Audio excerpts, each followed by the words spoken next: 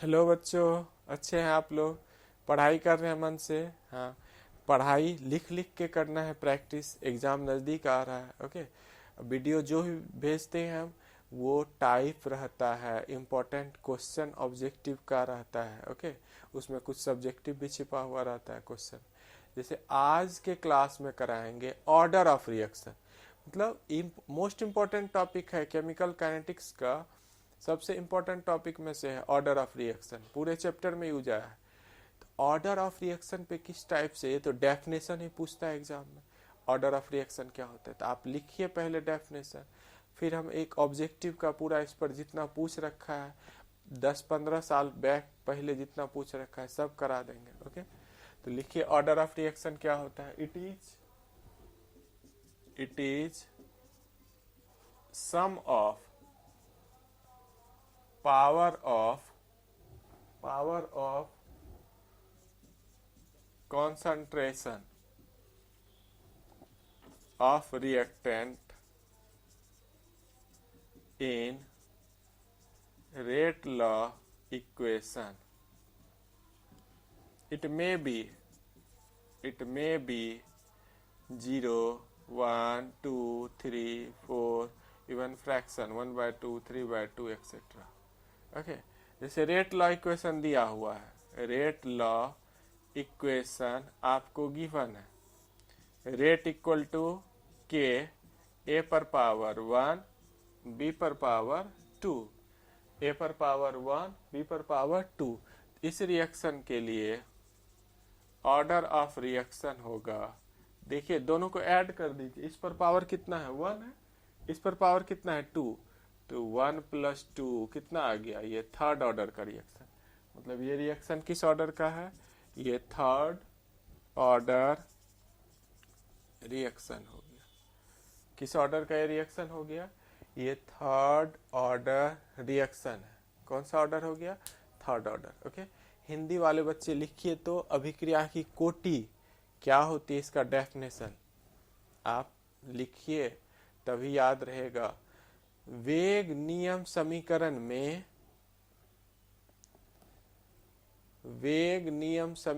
में अभिकारक के सांद्रण पर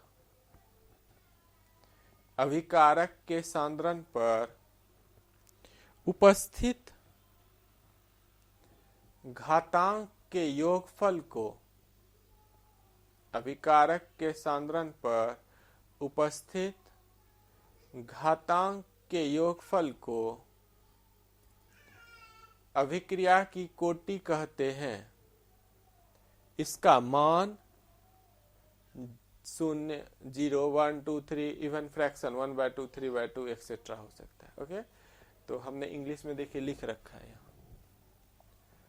अब आते हैं लास्ट 10 ईयर बोर्ड एग्जाम में इस पे किस टाइप से क्वेश्चन पूछा है, उस क्वेश्चन को देखते हैं। तो देखिए क्वेश्चन बारी बारी से हम देखेंगे कैसा कैसा क्वेश्चन पूछा गया है। ओके, ऑर्डर ऑफ रिएक्शन पे 2021 में देखिए पूछा है,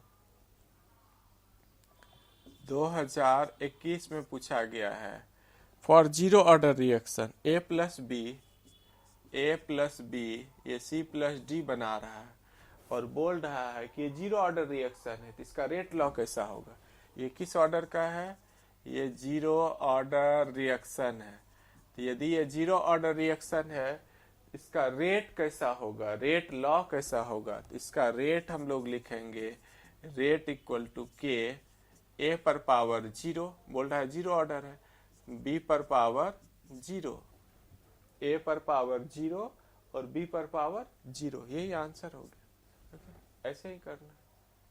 ये 2021 का क्वेश्चन। 2015 में देखिए पूछा है, 2015 में फिर पूछा है, रेट इक्वल टू दे रखा है के, ए पर पावर 2, बी पर पावर 1। देखिए इस टाइप से, ए पर पावर 2, बी पर पावर 1, इसका होगा ऑर्डर ऑफ रिएक्शन। आप लोग बता सकते हैं, ये हो जाएगा 2 + 1 कितना हो गया, 3 हो गया। ऑर्डर ऑफ रिएक्शन कितना आ गया 3। इसी टाइप से क्वेश्चन पूछता है ना। ये थोड़ा अलग टाइप का 21 में जो पूछा है थोड़ा अलग है। ये रिएक्शन लिख के बोल दिया है ये 0 ऑर्डर रिएक्शन है, तो जो भी रिएक्टेंट होगा सब पर पावर 0 दे दिया। इसको हम लोग रेट लॉ इक्वेशन बोलते हैं। रेट लॉ इक्वेशन है ये। ओके, तो समझ पा रहे हैं, और आगे हम डिस्कस करेंगे, आप लोग कॉपी कर रहे होंगे। 15 का हो गया। अब देखिए 2024 में क्या पूछा है। 2024 में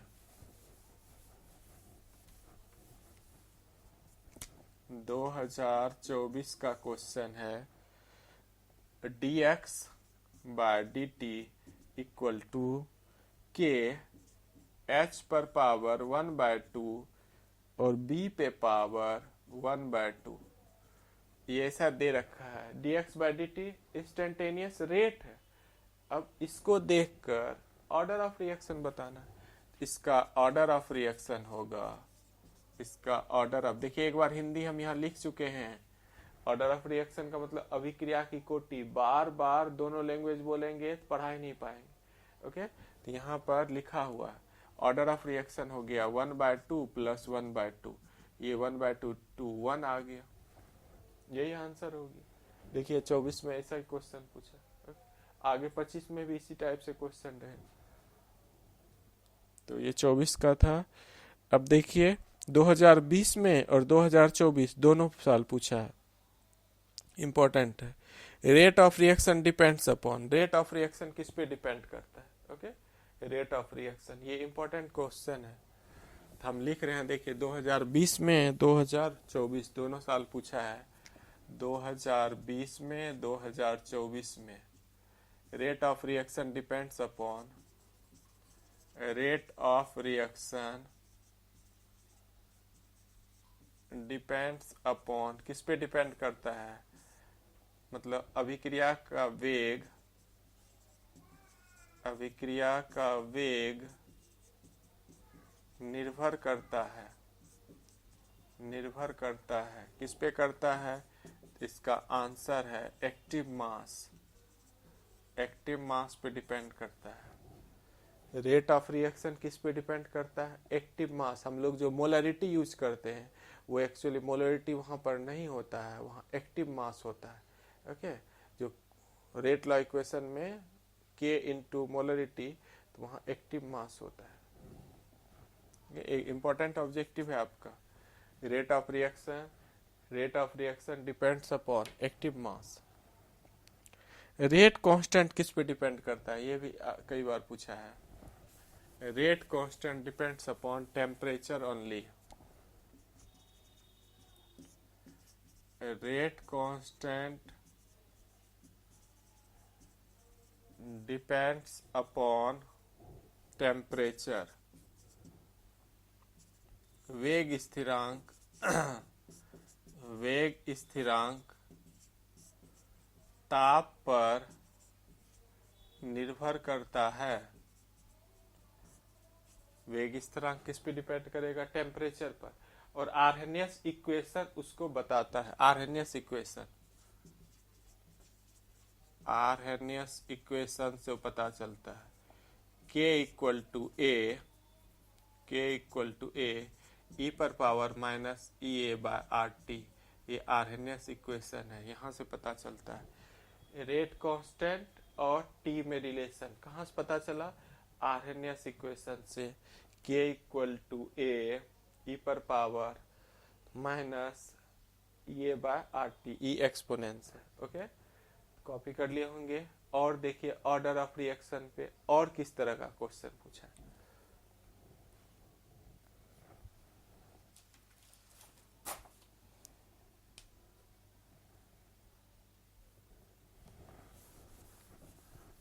एक रिएक्शन गिवन है जिसमें ए और बी के रेस्पेक्ट में दिया हुआ है। देखिए क्वेश्चन है आपका, फॉर ए प्लस बी, ये प्रोडक्ट बना रहा है,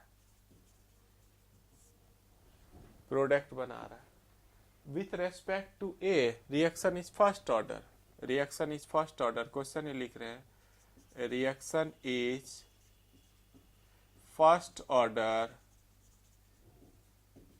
with respect to A and second order with respect to B.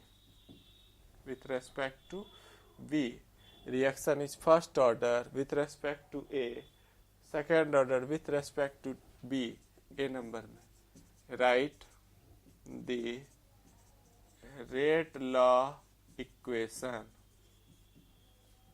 वेग नियम समीकरण लिखें. वेग नियम समीकरण लिखें. How many times rate affected, पहले क्वेश्चन देख लेते हैं फिर आंसर देखेंगे. How many times rate affected when both the concentration of A and B are double. How many times rate affected when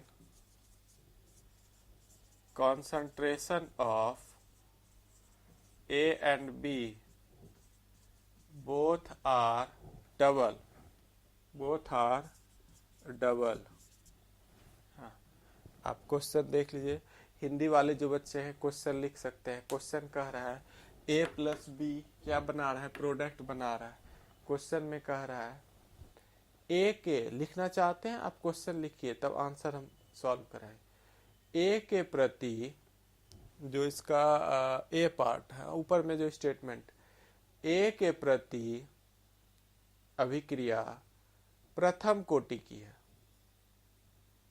ए के प्रति अभिक्रिया प्रथम कोटि है और बी के प्रति अभिक्रिया द्वितीय कोटि है. ए नंबर में वेग नियम समीकरण लिखें. ए नंबर में वेग नियम समीकरण लिखें. बी नंबर में अभिक्रिया का वेग कितना गुना होगा. अभिक्रिया का वेग कितना गुना होगा जब ए और बी दोनों की सांद्रता दुगुनी कर दी जाए.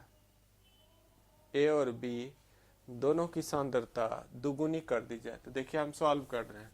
पहले रेट लॉ इक्वेशन लिखेंगे. रेट इक्वल टू लिखेंगे के ए के रेस्पेक्ट में देखिए फर्स्ट ऑर्डर है. ए के रेस्पेक्ट में फर्स्ट ऑर्डर है तो ए पर पावर 1. बी के रेस्पेक्ट में सेकंड ऑर्डर है तो बी पर पावर 2. यही हो गया रेट लॉ इक्वेशन. ओके, पहला पार्ट का आंसर हो गया. अब बी पार्ट में दोनों के कॉन्सेंट्रेशन को डबल कर दीजिए. मतलब दोनों ये R2 इक्वल टू हो जाएगा के. ए के जगह पे अब रखेंगे 2A, अब बी के जगह पे रखेंगे 2B. यहाँ रखिए 2A पर पावर 1, 2B पर पावर 2. न्यूमेरिकल वाला वैल्यू बाहर कर लीजिए, बस रेट पता चल जाएगा.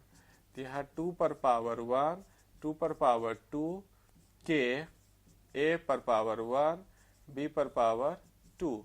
तो ये हो गया 2 2 जा देखिए 4 हो गया, 4 2 जा 8, मतलब 8R1 हो गया. मतलब ये हो गया 8 टाइम्स हो गया. रेट कितना टाइम्स हो गया, 8 टाइम्स हो गया, 8 गुना हो गया. मतलब दोनों का कॉन्सेंट्रेशन हम बढ़ा दिए, दुगुना कर दिए तो रेट 8 गुना हो गया. ओके, इस टाइप का भी क्वेश्चन आपको पूछा गया है एग्जाम. ये सब भी तैयार करना है. ऑर्डर ऑफ रिएक्शन का definition. Order of reaction important question. Order of reaction, molecularity of reaction में डिफरेंस, ये भी एग्जाम में पूछा गया है. ये सब थ्योरी का पार्ट है. अभी देखिए हम ऑब्जेक्टिव डिस्कस कर रहे हैं. ये आपको प्लेलिस्ट जाइए, ओवीएम केमिस्ट्री. कहाँ पढ़ाई कर रहे हैं आप, ओवीएम केमिस्ट्री चैनल पे, और यूट्यूब पे जाके प्लेलिस्ट में ऊपर में ही मिलेगा 2025 का सजेस्टेड वीडियो. 33 वीडियो है उसमें आपको ऑर्डर ऑफ रिएक्शन, मॉलिक्युलरिटी में डिफरेंस आराम से सब आधे घंटे तक समझाया हुआ मिलेगा। ओके, वहाँ से जाके रीड कर सकते हैं आप, है ना। आप पढ़ाई मन से कीजिए। पढ़ाई एग्जाम के टाइम कैसे किया जाता है? लिख लिख के प्रैक्टिस किया जाता है। जितना लिखिएगा उतना आपका होगा, जितना छोड़िएगा उतना आपसे दूर चला जाएगा। Okay, thank you watching this video. Okay बच्चों।